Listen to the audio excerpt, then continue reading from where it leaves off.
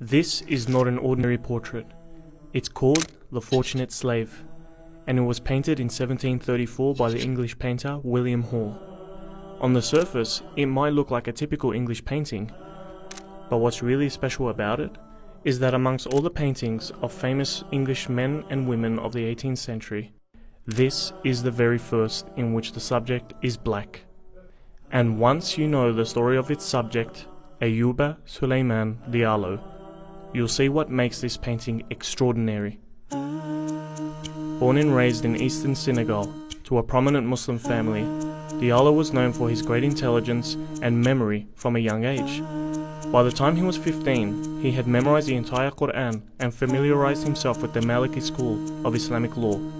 Unfortunately for Diallo, his life quickly changed from one of study and scholarship to the horror of slavery.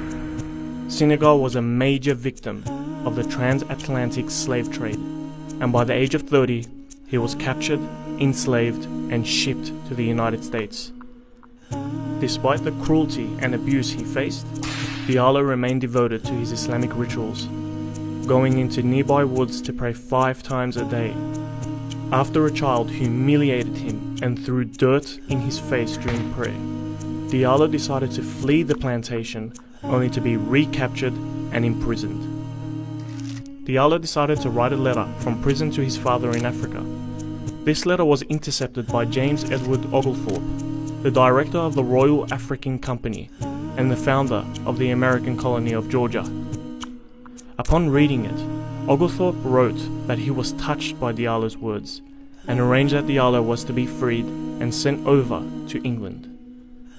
When Diallo arrived in 1733, he was greeted as a free man amongst the people of England. He made friends in the circles of the elite and would often debate with Christian priests and bishops. At a time known for its extreme racial prejudice, people were impressed with his intelligence, monotheistic beliefs, and piety. Diallo was approached by William Hall to paint his now famous portrait. What makes this portrait significant is not just the presence of a black man, it's the way he's depicted. When people of African descent were painted in the 18th century, they were almost always shown in racist and demeaning ways. Facial features were exaggerated unnaturally, and they were never the subject of the painting, usually being reduced to the background as scary and inhuman figures. This portrait was the first to depict an African Muslim ex-slave as not only human, but noble. His posture and frontal direction were chosen to make him more likable, and his expression is pleasant, rather than evil or disturbed. However, what really stands out is the red book hung around his neck. This book is one of 3 Qur'ans Diallo had written purely from memory during his imprisonment. In many ways, this portrait sums up his incredible story. A profoundly religious West African man, enslaved and abused, who won respect and freedom from a society that believed he was inferior, and who throughout his years in slavery never lost pride in his identity as a black Muslim.